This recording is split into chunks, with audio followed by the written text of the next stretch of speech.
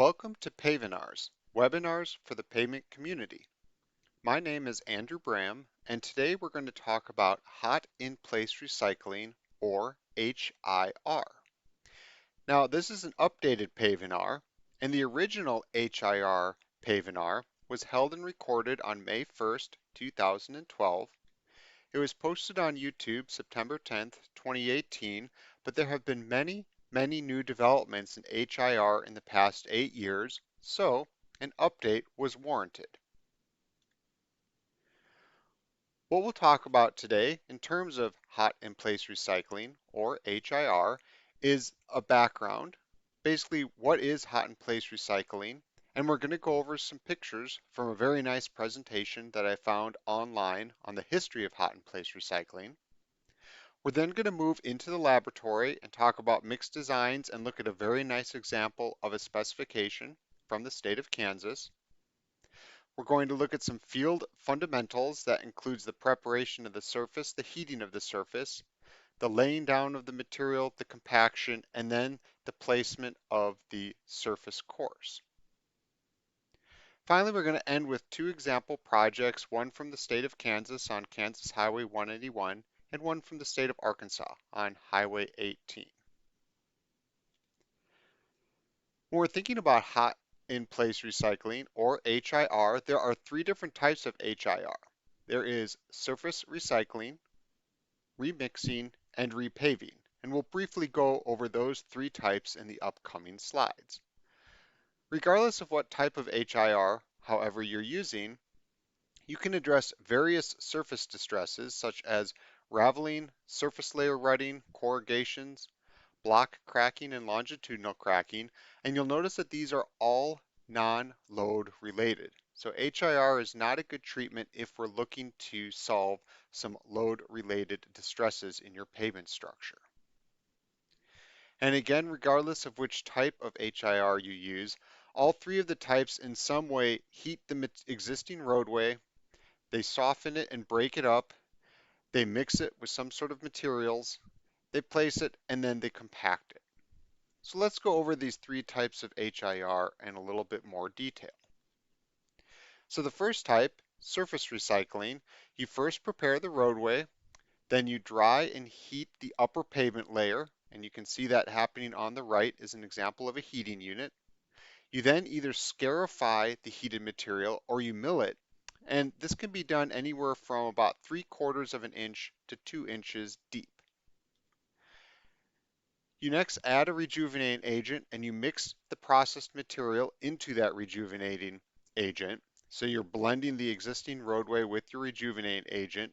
You place through some sort of screed, you compact, and you add a surface course. And the surface course can be either a maintenance treatment or an overlay. So you usually do not have HIR as the final surface course of your pavement.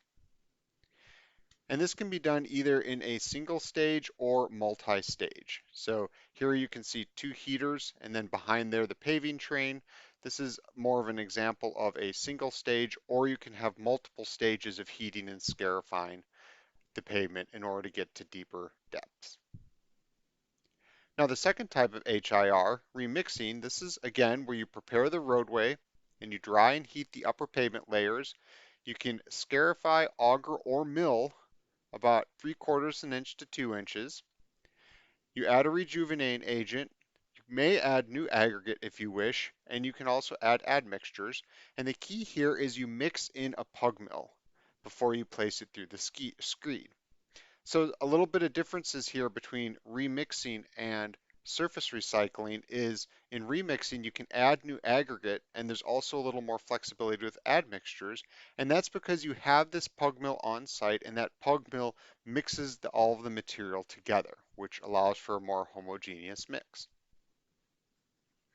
Then you compact your HIR and you add a surface course, and that can either be a maintenance treatment or an overlay. Now, when we're talking about adding new aggregate, that implies that we're going to increase your pavement structure a little bit, but you can't add too much new aggregate because you're not necessarily adding a whole lot of asphalt binder. So you don't want to add a whole bunch of aggregate because then you're asphalt rejuvenating agent or your admixtures will all just get sucked in by that new aggregate. So you really only want to add about 3/4 of an inch of new pavement structures. You don't want to add a whole lot of material, and you don't want to add a whole lot of pavement structure in this remixing HIR type of technology. Now, if you do want to add a significant amount of pavement structure, it is recommended that you do the HIR repaving type of HIR. Again, you prepare the roadway, you dry and heat the upper pavement layer, you scarify or mill 3/4 of an inch to 2 inches. So this is something that is common throughout all three types. You add your rejuvenating agent, your new aggregate, and your admixture, and you mix the processed material. You place it through the screed, and then you immediately add an asphalt concrete overlay. And this is very important because as you add this asphalt concrete overlay, what you're doing is you are creating a thermal bond between the overlay and the HIR. So this HIR process heats the pavement temperatures quite high. So if you immediately add asphalt concrete to that HIR, you get a very nice thermal bond between those two materials. And this new overlay, which can be up to 2¼ inches thick, is then integrated with the HIR layer. So instead of having to place a tack coat like you do with a traditional overlay, because you have this hot in place material, that bonds to the asphalt concrete overlay that you're placing on top of it. Now here's a little bit of history of hot in place recycling, or HIR. And if you notice on the bottom of the screen, this is all from Emery's presentation at the AARA North American Recycling Seminar from November 2009. And the title of his presentation was Hot in Place Recycling, Past, Present, and Future. And you can see here is a picture from Toronto, Canada in 1916, and you have a steam power heater. This is an unknown location in 1936, but you can see that the heater on the back of the tractor unit there, and you can see some smoke coming out of that heater unit, and that indicates that the asphalt pavement is actually getting burned, which is not desirable in HIR. We do not burn the asphalt layer, we heat the asphalt layer. This is another unknown location in the 1970s, but you can see that the units are getting a little more advanced. In this particular project, approximately 1 inch was heated, scarified, rejuvenated, mixed, leveled, reprofiled, and compacted. So we're getting a little more engineering going here. We're talking a little bit more about taking that existing pavement, utilizing the resources that are already there, adding a little bit of new resources, and getting a nice new pavement layer. Here again, we see equipment continuing to increase in both quality and complexity, but you get a much better material coming out.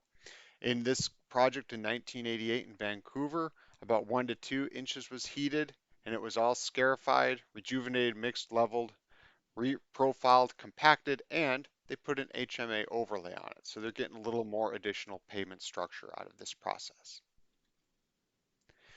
Now getting much more here toward the current time here, this is I-85. So this project was done on an interstate in North Carolina in 2001, and they heated up to 3 inches deep. It was scarified, rejuvenated, mixed, leveled, and reprofiled, placed with the paver, and compacted. They had a very nice new pavement layer there on an interstate in North Carolina. So now transitioning more into the lab portion of HIR or HIR materials. When we think about the mix design of HIR, what we want to do is we need to obtain samples or cores from the existing pavement, and we need to determine the existing properties of those materials. We want to select the proper rejuvenating agent, and there is a simplified and a comprehensive mix design. So there's two different types of mix designs that we'll talk about. One's a little more involved than the other. We next need to establish a job mix formula, and then we need to, if necessary, make any field adjustments on the fly when we're out in the field. Now I'm just going to briefly go over each of these bullets, but I encourage you to obtain a copy of the Basic Asphalt Recycling Manual, or BARM, and this is from ARA, the Asphalt Reclaiming and Recycling Association, and FHWA, the Federal Highway Administration. And if you just go ahead and Google FHWA HIF 14-001, which is along the bottom there, you can get access to purchasing a copy of the BARM. But it's a very nice resource. It not only talks about HIR, but also talks about cold in place recycling and full depth reclamation. So a very nice resource. That being said, we're going to just briefly go over these 6 bullets here using information gained from BARM and other resources. So we first need to obtain samples or cores. They recommend 1 sampling location per half mile of the project. Now the number of samples vary because it depends on how extensive your laboratory testing is going to be and how many different mix designs that you're going to try and perform. You need to take those cores and you need to examine the cores for the different type of pavement layers, especially if they're surface treatments. If they're surface treatments, that means that the asphalt binder content will be a lot higher in those higher layers, and you need to account for that in your mix design. You want to make sure you know if there's any inner layers or fabrics. You don't want to get a couple inches down and hit a fabric or an inner layer. That could cause some issues that were not intended. You want to see if there's any specialty mixtures in um, that core depth, just to make sure that you understand the materials that you're going to be heating and recycling. And then finally, you can take a look at those cores and see if there's any stripping, moisture damage, or any sort of delamination. So you can get an idea of the quality of the road that's in place. Now for the mix design itself, you want to trim the cores to the depth of the HIR treatment. So we've been talking about how you usually don't go any more than 2 or 3 inches down. You can see the core on the right side of the picture. You would trim that top 3 inches, and that is the material that you would use in the mix design. So unfortunately, you're not using a lot of the core itself, but you are going to use that material that you're going to be performing the HIR treatment on. And you can also get a good idea why HIR is not necessarily used in order to solve structural issues, because you're just using such a small portion of that pavement structure for the mix design. Well, that's because you're only modifying that small portion of the pavement structure, so you're not getting any sort of rehabilitation of the pavement structure with the HIR treatment. You next need to look at the existing pavement properties. This includes the bulk specific and maximum specific gravity. You want to know your field moisture content. So when you're taking cores, you want to be careful with that. You want to know the existing binder content and also the aggregate gradation and the angularity, all those type of things, because this is what your new mix design is going to be based off of with HIR, is these in place existing properties of both the asphalt binder and the aggregate. In addition, with the asphalt binder content, you want to know the penetration, the PG grade, whatever sort of grading system that your agency is using. And then you need to figure out what sort of rejuvenating agent are you going to add to the existing in-place materials after you heat them. Well, when you're selecting your rejuvenating agent, you want to make sure it's easy to disperse and it's compatible with the existing binders. You may want to alter the existing binder properties to try and get a little more leverage out of those existing binder properties. You want to make sure that you have long-term durability. It needs to be uniform and consistent throughout the entire project, the length of the project, the width of the project, and the depth of the project. And you want to make sure it's low in volatile organic compounds. You don't want to have something that could potentially flash on the job site. And there's various different products out there. There are rejuvenating oils, there's rejuvenating asphalt emulsion, or some processes even simply use a soft asphalt binder. So there's a lot of options out there. Now I mentioned that there are 2 types of mix designs that could be done, a simplified and a more comprehensive mix design. So for the simplified mix design of HIR, basically you're just looking at the asphalt binder. You're looking at either the viscosity grade, the penetration grade, or the PG grade, and this is what's going to determine your rejuvenating agent, how much rejuvenating agent you need to place into your pavement materials. And you use a blending chart to determine the quantity of that rejuvenating agent, and you can follow ASTM D4887 in order to figure out all the details behind that blending. Now, the BARM was very straightforward and upfront with this. They said it provides a reasonable estimate of the amount of rejuvenating agent that needs to go into your mix, but it does tend to be on the high side. And it is also important to note that it does not consider any sort of compatibility with the existing mix. Because you're only looking at the asphalt binder and you're not looking at the aggregate, you don't know about any of the compatibility. So this is more of just giving a reasonable estimate for how much rejuvenating agent you need to place in the mix. So let's just take a look at part of ASTM D4887. Now, this is just the low temperature. There's also an intermediate and a high temperature, which I'm not going to get into. But let's kind of break down this graph a little bit. You can see you have your PG temperature on the y-axis, and the low PG temperatures are in the negative range. And then you have the percent RAM binder on the x-axis. And RAM stands for the asphalt binder grade of reclaimed asphalt binder. So what is your final binder grade going to be after you add the rejuvenating agent? And that helps you determine how much of that reclaimed asphalt binder you're going to have. And that's the percent RAM binder. So in order to process through this, the first thing you do is you connect a straight line between E and F. So you can see E is over on the far left at minus 28 degrees Celsius, and F is the RAM binder low temperature, which is on the far right. So you make a straight line between E and F. You then make a horizontal line at the desired low temperature. So this is what temperature that you're aiming for, is this horizontal dashed line. And then H is the intersection of the straight line between E and F and the horizontal line.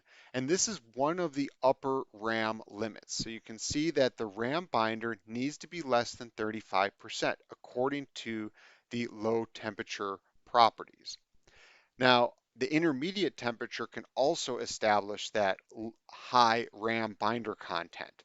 So if you do the same analysis on the intermediate temperatures, which is covered in ASTM D4887, you might actually have even less maximum of a RAM binder. But for this example, we're going to use this low temperature upper RAM limit, which is 35%. Now you'll notice a little bit to the left of the H on the x-axis is a letter G, and that's from the high temperature. So a very similar process was performed at the high temperature PG grade, and that is where the lower RAM comes from. So for this example, your percent RAM binder would be somewhere between about 21, 22, and 35. So that gives you an idea of about where you need to be with how much rejuvenating agent you add. But you will have field adjustments, and you need to have field experience in order to make those field adjustments. So again, the simplified mix design, it is an option. You're only looking at the binder, which makes it a lot more simple. It gives a reasonable estimate of your quantity of rejuvenating agent, but it tends to be high. And again, you do not consider the compatibility with the existing mix. And that allows us to transition into the comprehensive mix design of HIR. Because here you do take a look at the existing mixture properties. You can consider adding admixtures or new aggregate. And again, this is limited to about 30% as we discussed before. You need to mix and compact lab samples. You need to heat the cores that you have to soften them, and then you break them up, but you don't want to break any of the aggregate. So this is very important. We're not breaking aggregate during HIR. We're simply heating the material and kind of taking it back to that loose stage before compaction. After you've heated and softened the samples, you mix with the rejuvenating agent and you cure and compact those. Then there's various performance tests that you can run on that HIR mixture, including stability, rut testing, moisture damage, dynamic modulus, flow number, low temperature cracking, a whole bunch of different things. So this is the more comprehensive mix design because you can then use these performance tests in order to estimate the optimal content of your rejuvenating agent. And the Kansas DOT, the Kansas Department of Transportation, has example specifications for a comprehensive mix design. So let's spend a little bit of time looking at that. And we will take time looking at that after we get through the last stage of the mix design process for HIR. And the last stage is to establish a job mix formula. Here we have the existing binder content and properties. So that is part of the job mix formula. You also have the type and the amount of rejuvenating agent, the existing aggregate properties and any added aggregate properties, and then your HIR binder content and properties, your HIR aggregate properties, and finally your HIR volumetrics and performance tests. So this job mix formula is just kind of an overview of all the findings of your comprehensive mix design, and these job mix formulas are intended to provide assurance to the agencies, the owners, and the contractors that the recommended percentage of rejuvenating agent will get you the desired performance in the field. So now that we've gone through the different stages of the mix design, let's go over that Kansas DOT specification that I talked about a couple slides ago. And we're going to first start with materials. And the first material they look at is the asphalt rejuvenating agent itself. And this is taken from a contractor's mix design, and it's usually about 2 inches or greater of material that you're going down into the pavement structure. And it's run at 3 ARA contents. And you establish 0.5% as the lowest ARA content, and then you go up from that with different content levels of the asphalt rejuvenating agent. And this is table 605-1, which is the surface recycle mix design requirements. And you can see we have 5 properties, the associated test methods that are run, and then also the limits associated with those. So we have our air voids at 30 gyrations, our tensile strength, our retained strength, our wet resistance, and our thermal cracking. And the test methods that are used with those, and then the limits as well. So you can Google, for example, KT-60, and you will find the thermal cracking specification that Kansas uses for HIR material. Now, if you want to find this table and the DOT specification specifically, you can take a look at section 605, which I'll reference in a second. But before I get there, we had mentioned during the contractor mix design that you run it at 3 asphalt rejuvenating agent contents and 0.5 is the lowest. So the lowest ARA content is run on the tensile strength, and then you start increasing it. And once you get to 75, that is the lowest ARA content that can be used for that project. Now the highest ARA content is determined by the rut resistance, and the limit is 8 millimeters max. So you run the rut resistance on your different ARA contents, and then that allows you to have a low and a high bound. What's the lowest ARA content you can have? That's from the tensile strength. And what's the highest ARA content you can have? And that's from the rut resistance. And that gives you a range of the allowable amount of asphalt rejuvenating agent that you can place in the mix. And I alluded to this just a couple minutes before. This is all from section 605.2, surface recycled asphalt construction. So if you Google Kansas DOT section 605.2, surface recycled asphalt construction, you can download the entire specification. And the materials portion is section 605.2 specifically. Now, looking at the ARA specifically, just the asphalt rejuvenating agent, it needs to have a polymer-modified asphalt emulsion in Kansas, and you need 3% or more styrene-butadiene polymer.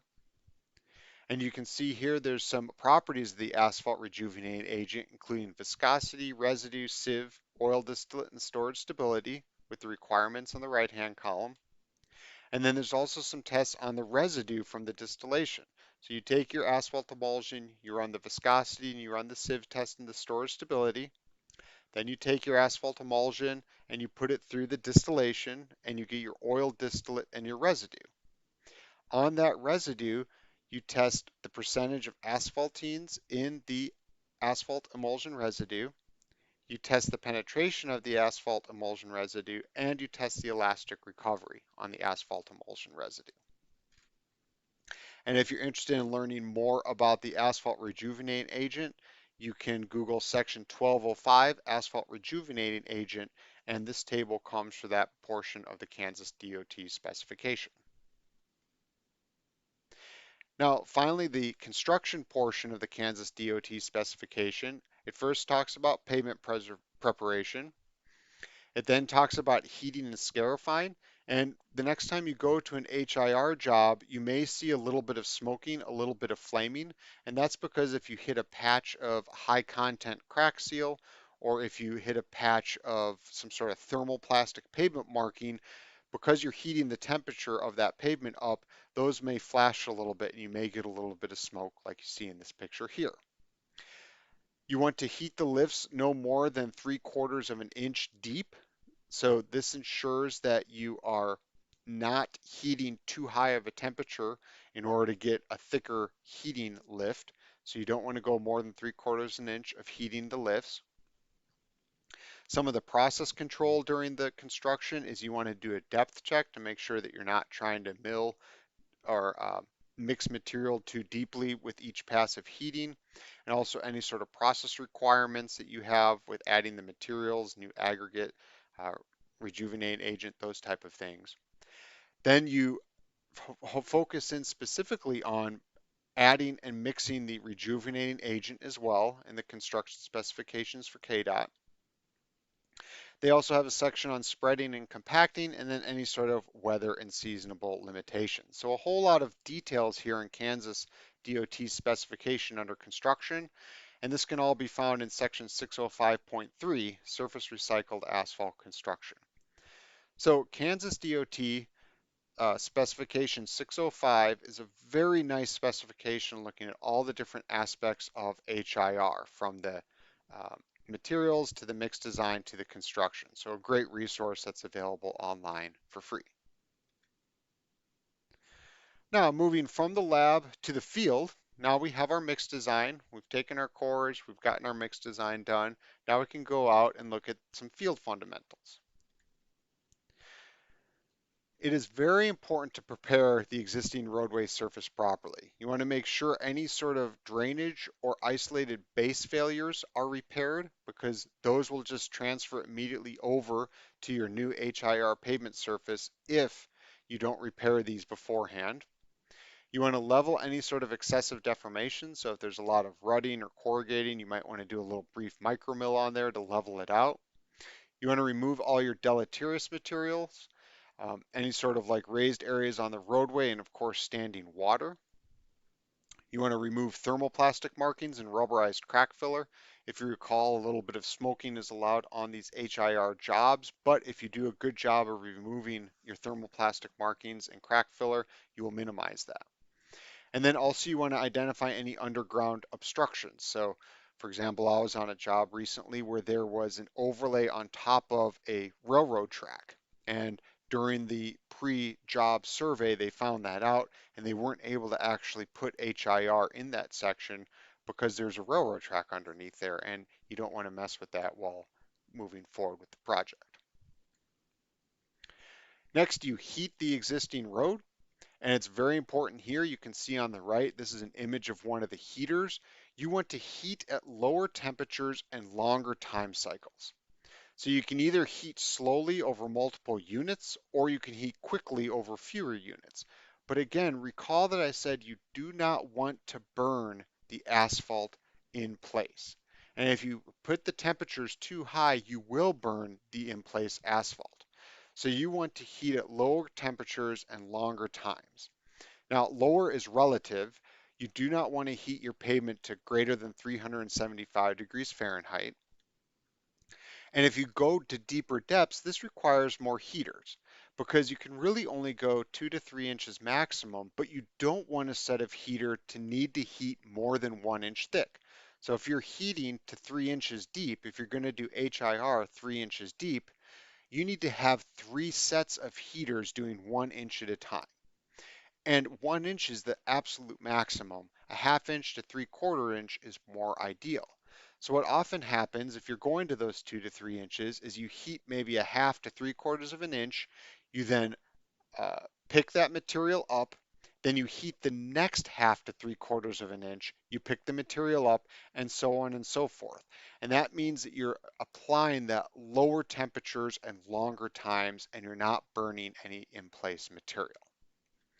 And that goes back to the best practices where you want to heat and then mill and scarify, heat again, mill and scarify, and repeat.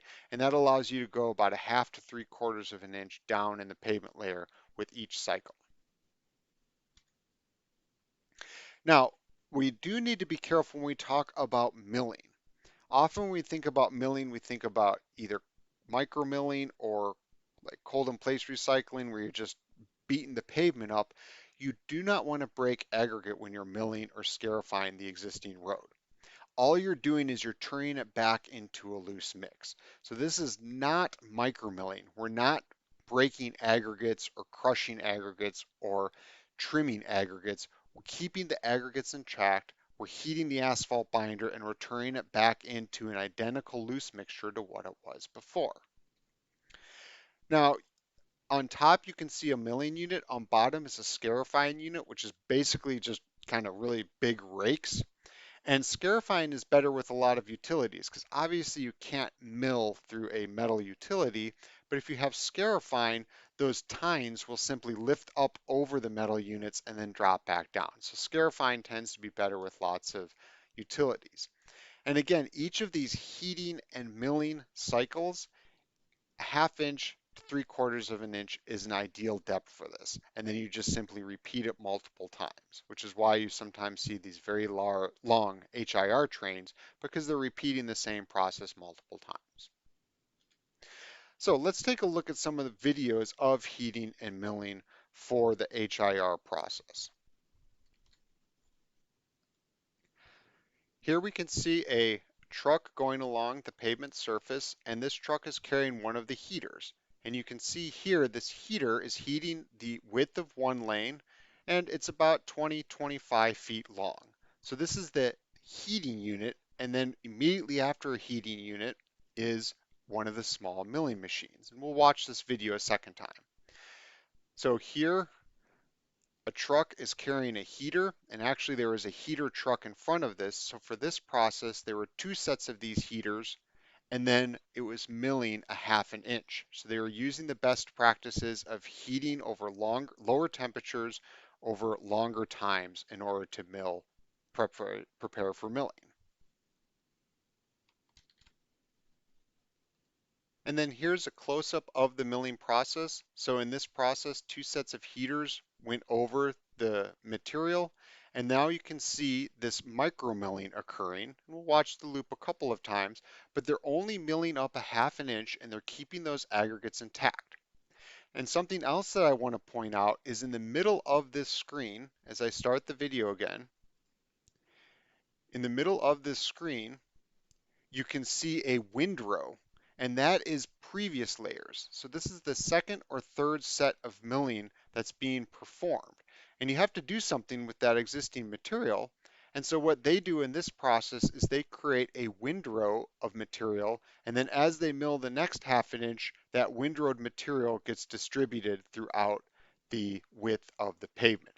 So they're doing a half inch, two heaters, another half inch, two heaters, another half inch, and then that material gets windrowed. So those are some videos of the heating and the milling, and then zooming in on the milling itself. Next, we need to add the rejuvenating agent, and this usually occurs after the last milling pass. So in this specific process, we have a couple heaters go over, it mills a half inch, a couple more heaters, another half inch, and then after multiple times, you can add the rejuvenating agent during the last milling pass. Now, if you're going either deep enough or if the asphalt emulsion content is high enough, you may actually split this into two. And on the last two milling machines, you would add asphalt emulsion and you add half on the first and half on the second. Regardless, though, you need to add this asphalt emulsion in order to put that rejuvenating agent and a little more asphalt binder into the mix. And now we're going to see a video of that rejuvenating agent being added. So here again, we see the milling. occurring on the pavement. This is 2 inches deep now, so there's quite a bit of material. And if we look into that mixing chamber, as we go into there, we can see all of the materials being placed in that mixing chamber, and then the asphalt emulsion is being added to the mix. And that asphalt emulsion is an asphalt rejuvenating agent, so it has both emulsion and rejuvenating agent. So again, we have that big windrow of material. We have that last ½ inch being milled. So that's 2 inches of material in that mixing chamber that we're zooming in on. And as we zoom in, we can see that spray bar spraying the asphalt emulsion, asphalt rejuvenating agent into the in-place material.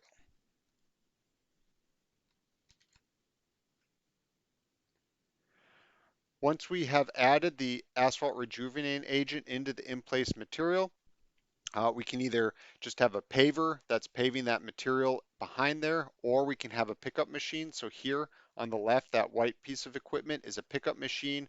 It's placing the material into the paver, and then the paver is placing the HIR material behind the behind the paving screed. And for the screed itself, you want it to be heated because this material is at a higher temperature, and you can have vibrating or tamping bars if you want a little bit of pre-compaction before the rollers go over it. Now, the temperatures of the underlying pavement are generally 120 to 180 degrees Fahrenheit. So that is the top of the material that you do not do anything with.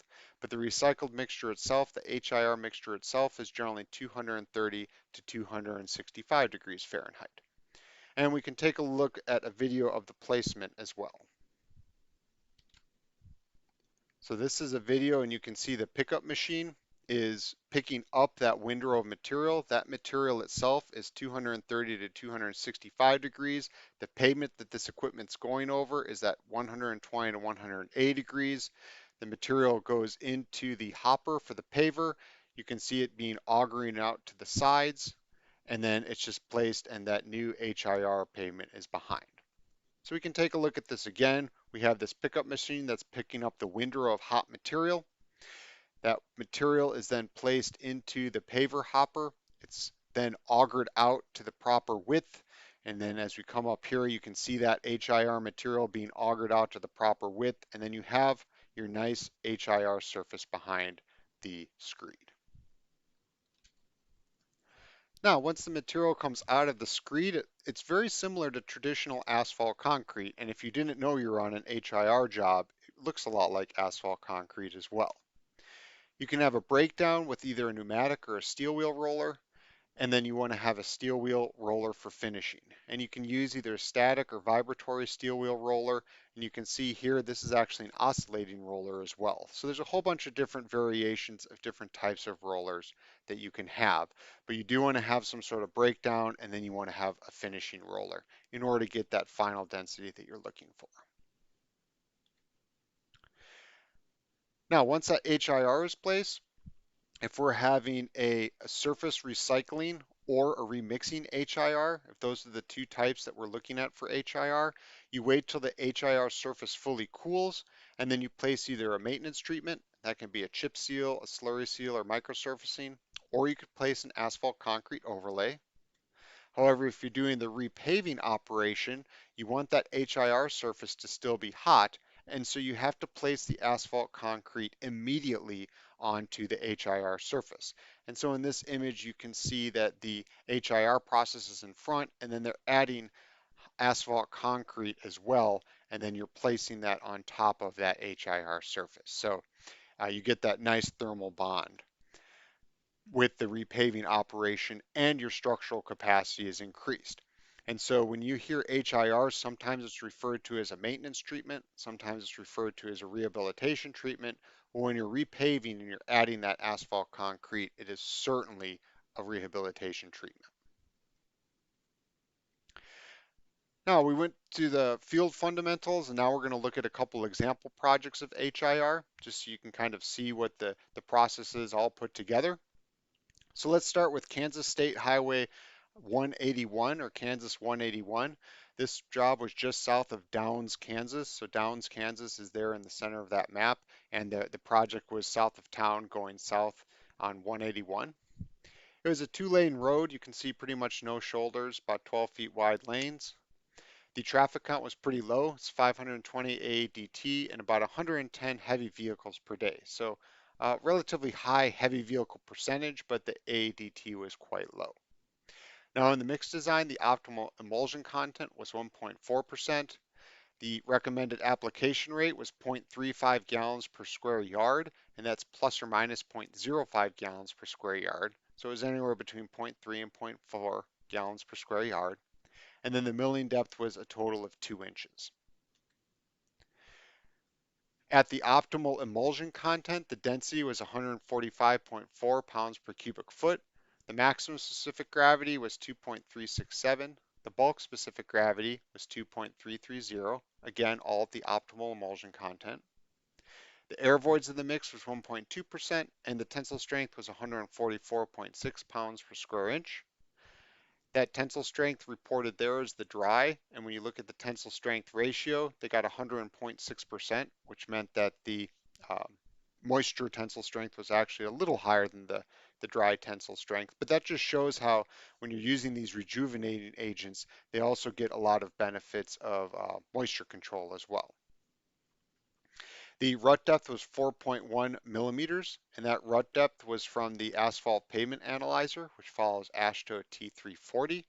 And what happens is you run the test to 8,000 cycles, and then you just draw a line over to the rut depth, and you can see after 8,000 cycles, the rut depth for this HIR mix was 4.1 millimeters. And then the critical cracking temperature was negative 34.5 degrees Celsius. So these are all the properties at the asphalt, the optimal asphalt emulsion content for this HIR project. And then here's some pictures. This is actually the entire train. You can see this train has 8 heating units, and on every even heating unit, they were milling a ½ inch. So you can see that first heating unit in the foreground, the second heating unit, that second heating unit had a milling head on it, and it was milling a ½ inch. You get a small windrow, and that third and fourth heating unit was heating both the windrow and the next pavement layer down. Then they milled another ½ inch. That process was repeated a total of 4 times, and then way in the back there is the paver and then the 2 compactors on the job. Now it's interesting because that surface is so high, 350 degrees Fahrenheit or so. This contractor has found that it's beneficial to actually have a metal wheel immediately after the heating units so it doesn't melt the rubber of the tire on the pavement, because those are just going over that hot surface all day. So they found a metal tire is better. And then you can see this project was done. We're looking southbound here on Kansas 181. The northbound lanes were done first, and then here they're coming back, they swing around, and they're doing the southbound lane. Well, they're paving in the southbound direction on the northbound lanes, but you can see the final product is very nice. It essentially looks like asphalt concrete. And then these are the 2 rollers, and they're doing their rolling patterns there on the right-hand lane. After it fully cooled, Kansas put a chip seal on top, and that was placed as the surface course. Now, the second project was in Arkansas, and this is Arkansas State Highway 18. It's just west of Blytheville, Arkansas. So you can see Blytheville in the upper right-hand corner of the map, and Arkansas 18 kind of heads out from the southwest of Blytheville. And this is a 5-lane road. So it was 2 travel lanes and a center turn lane, and they performed HIR on the 4 travel lanes. And you can see here the HIR has been done on the exterior, both of the travel lanes, and those interior travel lanes have not yet been recycled. Now this highway had a little higher traffic count. It had 5,200 AADT, and it was about less than 10% truck traffic. The mix design called for an optimal emulsion content of 2%. The application rate was 0.53 gallons per square yard, and that's plus or minus 0.05 gallons per square yard. And then the milling depth was also 2 inches. Taking a look at their job mix formula, so this is all at the optimal emulsion content. The density was 146.8 pounds per cubic foot. The maximum specific gravity was 2.422. The bulk was 2.352. Air voids 3.0%. The tensile strength was 127 psi. The TSR was 96.3. The rut depth was 4.8. And then the critical cracking temperature was minus 29.1 degrees Celsius. Now, I hope when we went over the Kansas 181 project that you were wondering, I wonder what the critical cracking temperature is. Well, if you were, we're going to talk a little bit about the critical cracking temperature here. So if you look on the graph on the right, this is the indirect tensile test, or KT60. So this is the Kansas test 60. And again, if you were one of my students, you'd get points taken off because you can't read these axes. The font is too small. So let's blow those up a little bit. You can see on the y-axis is either the thermal stress or the strength in megapascals. And then on the x-axis is the temperature. It's going from about minus 40 to around 0 degrees Celsius. And there's two curves on here. You have the tensile strength line, so that's the strength in megapascals. And then you also have the thermal stress curve, and this is from creep data, and that is the thermal stress on the y-axis. And the critical cracking temperature is where that tensile strength line intersects with the thermal stress curve. And you just drop down and see what temperature that occurs at. And for this design, it was at negative 29.1 degrees Celsius. Now here are some pictures. We're in East Arkansas, so it is flat. And you can see here again, this is an 8 heating unit paving train, and there's milling machines on each even heating unit. Here's another close-up of a heating unit with that metal tire that we saw before. And you can see this picture was taken on the first pass of the heating unit. So that's the original pavement there getting heated up at the very top layer. Now here, the asphalt emulsion, it was a different application rate, so it didn't quite look the same. It kind of came out in strands, but you can see it here being added. And then here's the final product. Again, the two outside lanes have been done, but it looks really nice. Looks like a brand new pavement surface, so it's ready to go. So let us take a look at a video of the asphalt emulsion being added in this mixing chamber.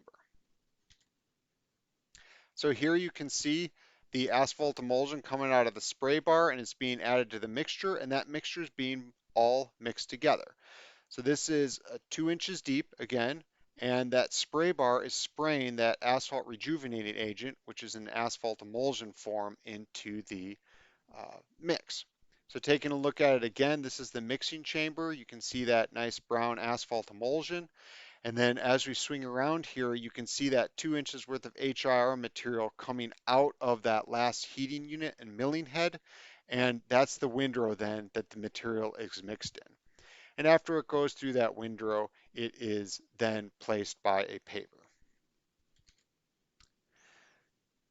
Now, as I mentioned, the 4 travel lanes are going to have HIR applied on them, but then a microsurfacing is going to be placed as the surface course. And the microsurfacing is going to be placed on the shoulders, the 4 travel lanes, and that center turn lane. So after the microsurfacing is placed, you essentially have microsurfacing across the entire width, and it looks like a completely brand new road. So a very nice combination here of HIR and microsurfacing. Now we have covered a lot of detail here. If you're interested in learning more about asphalt emulsions, the University of Arkansas and the Asphalt Emulsion Manufacturers Association, or AEMA, has put together 4 different certificates: Introduction, Application, Manufacture, and Quality of Asphalt Emulsion. And each certificate is on demand and online, so you can register at any time. You can execute the course or the certificate at any place at any time. After you finish the certificate, you will receive 15 professional development hours, and you'll have over 100 pages of reference material for each certificate that's available. And there is a special government rate available. You can go to training.uark.edu and search asphalt emulsion, or you can just take a look at the link below in the comments section of the video. So in summary, we went over the background of HIR, the lab tests and the lab procedures, the field construction, and also some example projects. So thank you for joining me, and hope you have a great day.